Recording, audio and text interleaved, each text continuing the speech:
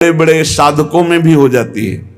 तो पूज्य बाबा का वृंदावन में जय जयकार मची हुई थी। एक स्टेशन बन गया था कृष्णाश्रम, स्वामी अखंडानंद जी के सामने जो पटरी पड़ी वहीं स्टेशन, मतलब सहज में गाड़ी वहीं रुकती थी। ढेर खूब भक्तजन उतरते, रात दिन कहीं लीला हो रही, कहीं श्रीमद् भागवत हो रही, संतों के प्रवचन हो रहे। 12 महीना बाबा जब यहाँ रहते उत्सव मचा रहता। तो ईर्ष्या तो होती है कि सब सुना पड़ा है केवल उस एरिया में ही। तो बाबा का अपमान करने के लिए हाथरस के एक व्यक्ति को पैसा दिया गया। अब संसारिक आदमी जिसको कोई त्रुटि हो गई क्या, आपके प्रति कोई अपराध बन गया क्या, रो पड़ा, बाबा पैसे के लोभ में मैंने ऐसा किया, नाम मत बताना किसने तुम्हें दिया, क्योंकि शिष्य जनों में द्रोह फैल जाएगा। तो बाबा ने तुरंत कहा नाम मत बताना जिसको तुमने मतलब पैसे दे के तुम्हें जिसने प्रेरित किया। भैया तुम कभी अब दोबारा ऐसा कार्य मत करना। और अपने शिष्यों से कहा पैसा लो और मेरी शपथ है इसे डांटना भी नहीं, सुरक्षित जाके हाथरस की गाड़ी में बैठा लो और जब ये चला जाए तब वापस लौट के आओ।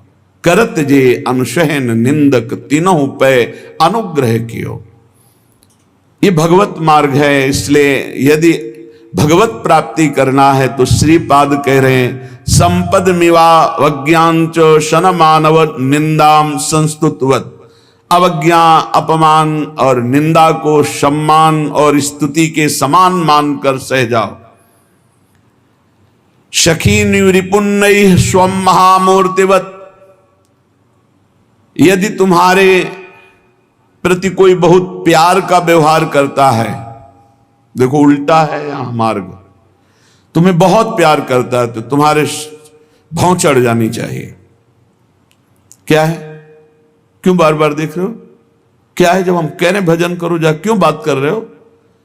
वो संसार का सूत्र अलग है। और यहां है कि वो 5 गाली दे तुम मृदु वचन बोलो, और वो मृदु वचन बोले तो तुम रुक्ष भाव करके चल दो। वो साष्टांग प्रणाम कर रहे तुम देख ही नहीं रहे, वो गाली दे रहे पाखंडी, तुम मुस्कुरा के प्रणाम कर दिया। ये मार्ग है कैसे, परमार्थ का मार्ग। बहुत बहुत ही ये तभी तो कहा जाता है भगवत प्राप्ति अत्यंत कठिन है। पर कुछ नहीं, लक्ष्य बन जाए तो कुछ नहीं, लक्ष्य बन जाए तो सब कुछ सहेंगे। और कह रहे स्वम महामूर्तिवत। अस्वस्थ अवस्था में अपने को महामूर्तिवत, कुछ नहीं, कहीं कोई कष्ट नहीं, बिल्कुल हमारी बात मान लीजिए, अरे बहुत कष्ट है, बिल्कुल अनुभव होगा कष्ट है, कोई कष्ट नहीं। बस उस समय सोच लो क्या प्रियाजू के नाम में, प्रियाजू के चरणों में स्थिति, ये नाशवान है, इसको तो मरना है, इसको भोगना है। राधा बस अब करते रहो जो करना है।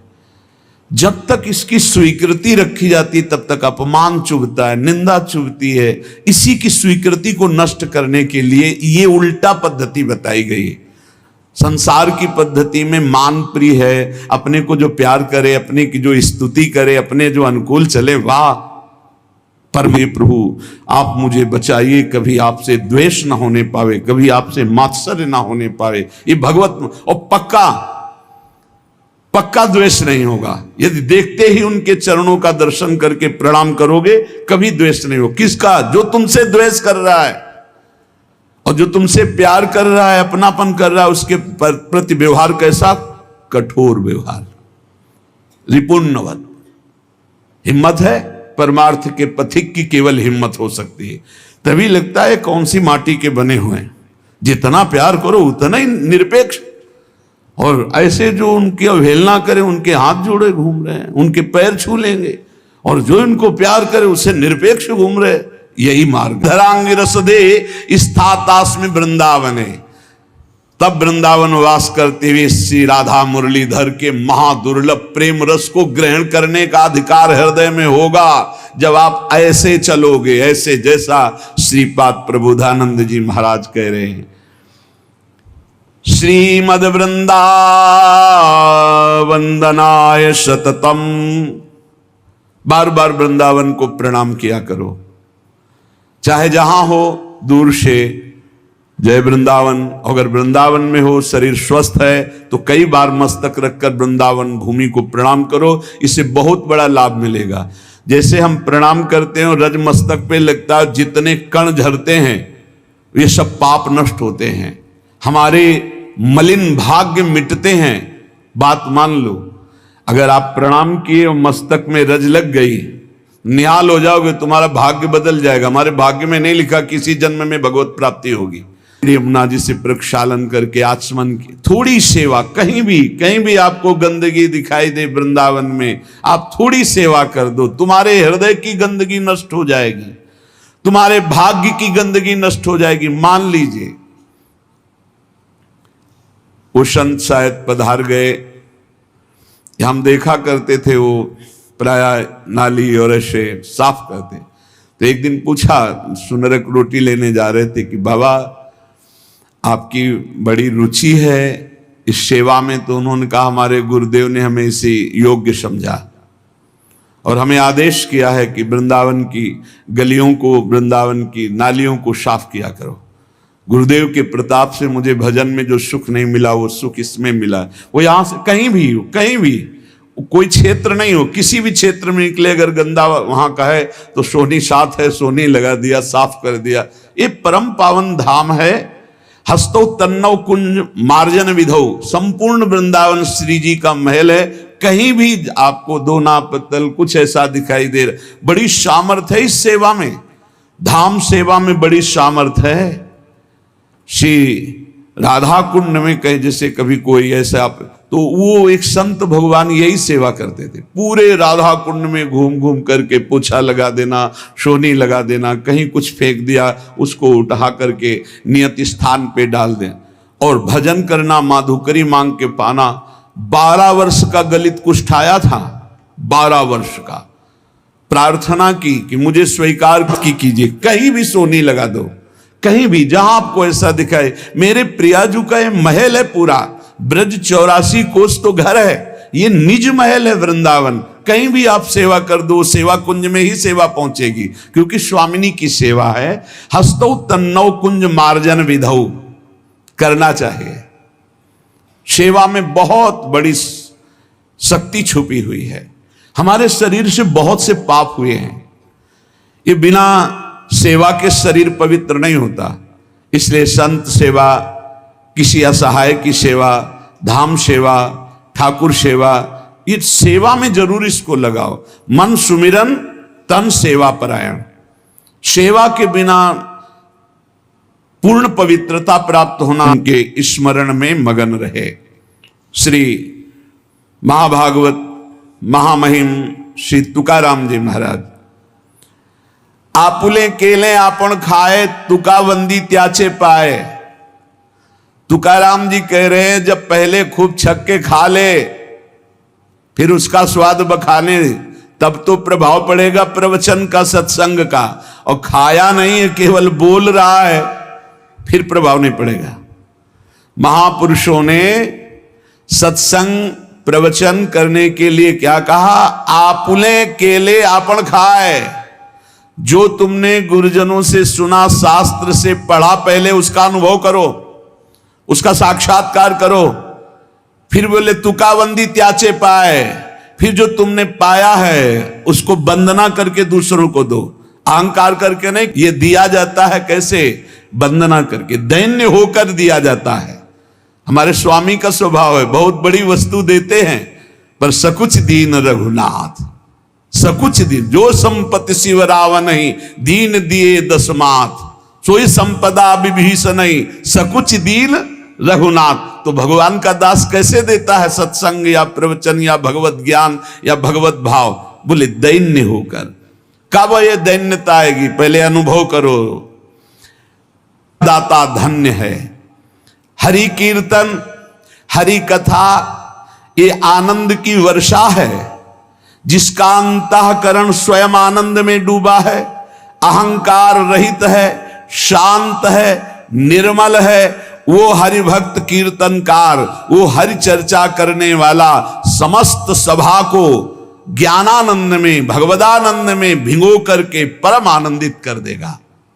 तुकाराम जी कहते हैं ऐसे सत्संग करने वाले, ऐसे हरि कीर्तन करने वाले चरणों का, मैं उनके चरणों का दास हूं, जो ऐसे कीर्तन करते हैं, अपने गुरुजनों की सेवा करके, अपने गुरुजनों के श्रीमुख से सुनकर, उस ज्ञानान्न का भक्षण करके, पचाकर, तृप्त होकर, अहंकार रहित शांत होकर जब उसकी चर्चा करते हैं, तब वो भगवदानंद संपूर्ण श्रोताओं के हृदय में जाकर स्फुरित होता है। त्रिवेणी में डुबो दें, जहां ज्ञान भक्ति वैराग्य की चर्चा होती है।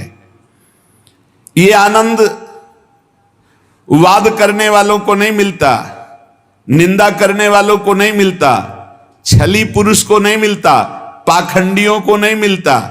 ये तो शुद्ध संतों की संगति से प्राप्त होता है।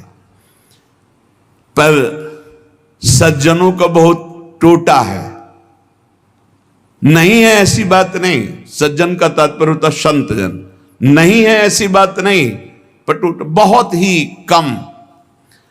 संसार में भगवत प्रेमी, भावयुक्त, श्रद्धालु यत्किंचित पाए जाते हैं, कहीं कहीं पाए जाते हैं। ऐसे लोग कीर्तन प्रसंग में जब मिलते हैं तो तुकाराम जी कहते हैं, तुका मेणे एड़े आनंदी आनंदुम। जब ऐसे मिलते हैं, उनके साथ भगवत चर्चा होती तो आनंद ही आनंद होता। गोविंदे गोविंदुम पिकविला, गोविंद के अनुराग में रंगे हुए जब गोविंद की चर्चा होती तो गोविंद का प्रेम बीज हृदय में जागृत हो जाता है। तुकाराम जी कहते हैं, जब भगवान जिस पर बहुत प्रसन्न होते हैं तो अपने जनों का संग दे देते हैं, हरिदास का संग।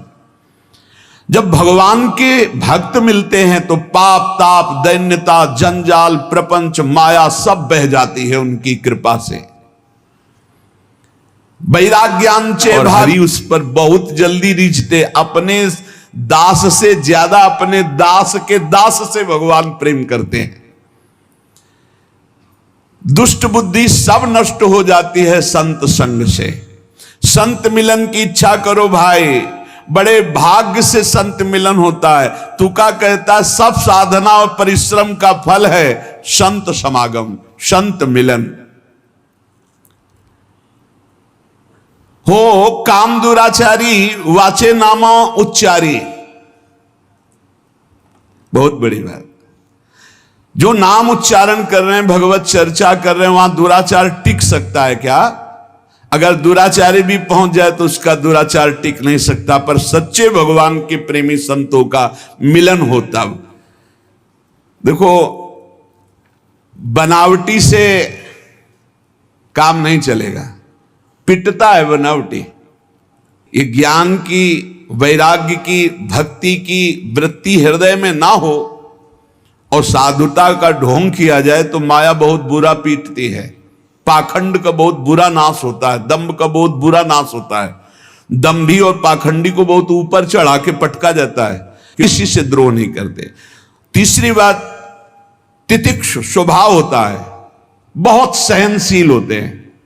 मांगना शब्द तो उनके लिए केवल भिक्षा के सिवा मांगना शब्द नहीं हो सकता।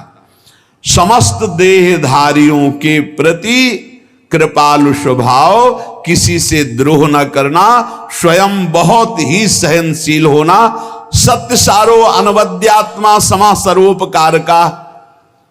उनकी वाणी में सत्य होगा, उनके आचरण में सत्य होगा, उनके मन में सत्य। वो ज्ञानवान महात्मा भगवान का प्रिय संत होता है। भगवान कपिल देव जी ने बताया कि जो आसक्ति संसार में की जाती है वही संत से हो जाए तो मोक्ष का खुला हुआ द्वार है। मानो माता देवती जी ने कहा वो संत कैसे होते हैं, तो भगवान कपिल देव जी ने कहा तितिक्षवः कारुणिकाः सुहृदा सर्वदेहिनां अजात शत्रवः शान्तः साधवः साधुभूषणाः मयि अनन्येन भावेन भक्तिं कुर्वन्ति ये दृढां मत्कृते त्यक्त कर्माणस् त्यक्त स्वजन बांधवाः मदाश्रयाः कथामृष्टा शृण्वन्ति कथयन्ति च तपन्ति विविधास्तापा नैतान् मद्गत चेतसः ताये ते साधवः साध्वी सर्वसंग विवर्जिताः संगस्ते स्वतते प्रार्थ्यः संग दोष हराहिते। ऐसे संतों के संग करने की प्रार्थना भगवान से करनी चाहिए कि मुझे ऐसे संत मिले। कैसे संत मिले? भगवान कपिल देव जी माता देवती से कहते हैं तितिक्षवः, बहुत सहनशील। ये संत केवल भगवान से अपनापन होना चाहिए। मेरा ना परिवार है, होते हुए भी नहीं, होते हुए भी नहीं।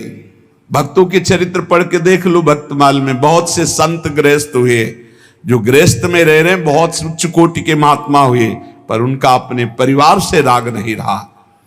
त्यक्त स्वजन बांधवाहा, भगवान के लिए अपने स्वजन संबंधी परिवार के राग को जिन्होंने छोड़ दिया उन्हें संत कहते हैं। नहीं फिर बात बिगड़ जाती है। अगर पारिवारिक थोड़ा भी मोह हुआ तो साधुता में पानी फिर जाएगा, पक्का फिर जाएगा। बहुत बहुत झंझट पैदा हो जाती है, बहुत राग पैदा हो जाता है। ये सब त्यक्त स्वजन बांधवा, साधुता के मार्ग में कभी पहचानो नहीं इनको। अगर इनको पहचानोगे तो प्रभु से पहचान नहीं हो पाएगी। घर गृहस्थी में रह रहे हो तो भगवत भाव से रहो, और संत भाव में विरक्त भाव से चल रहे हो तो इनको मत पहचानो। हरि गुरु के सिवा हमारा कोई नहीं, ये अंदर हृदय में बैठ जाना चाहिए। त्यक्त स्वजन बांधवा, इसलिए साधु को जीवन भर ध्यान रखना चाहिए। भगवत भजन के लिए जैसे और सब है तो ऐसे भजन करो। अपने पास जो भी वस्तु आई, तुम्हारा शरीर संबंध है, तुम कहीं ना कहीं शरीर संबंध से अहम वो स्फुरित होगा कि हमारे मौसिया, हमारे चाचा, हमारे अमुक है, अमुक कभी नहीं होना चाहिए। जिंदगी बने दूसरे को दे दे। परिवार वालों का संबंध कि भाई विरक्त ही तो है, विरक्त है तो भजन के लिए विरक्त हो, मांगो खाओ, धामवास करो, भजन करो, लेकिन आप कभी वैभव के अधिकारी। ये त्यक्त स्वजन बांधवा, बहुत होश में भगवत मार्ग है। त्यक्त स्वजन बांधवा, कभी भी परिवार वालों का संबंध इस तरह का नहीं होना चाहिए जिससे हमारे जीवन का जो उद्देश्य है वो नष्ट हो जाए। एक बार श्री स्वामी मग्नानंद सरस्वती जी सेनपुर आश्रम में विराजमान थे। किसी ने बताया कि जब से सरकार आप घर से निकल के आए आज तक पिताजी ने दर्शन नहीं किया, आज पता पाया है तो आ रहे हैं दर्शन के लिए। ऐसे सरकार आसन से उठे और भाग पड़े जैसे कोई बच्चा भागता है। भाग गए, नहीं मिले। जब लौट के फिर पता चला कि आश्रम से चले, जब भाई स्वामी जी नहीं मिलना चाहते तो आप कृपा करके जाए। तब लौट के आए, बोले ऐसा क्यों किया? शिष्यों ने कहा महाराज जी जब सबका दर्शन का अधिकार है तो उनका तो दर्शन का। बोले वो संत के दर्शन करने नहीं आए थे, वो पुत्र के दर्शन करने, और पुत्र रह नहीं गया तो उनके इस भाव का पोषण नहीं कर सकते, इसलिए भाग पड़े। संत के दर्शन करने आते तो मैं नहीं भागता, लेकिन वो संत दर्शन के लिए नहीं आए। परिवार के जनों को रहता है, पक्का रहता है। आप बात करके देख लो, परिवार वालों को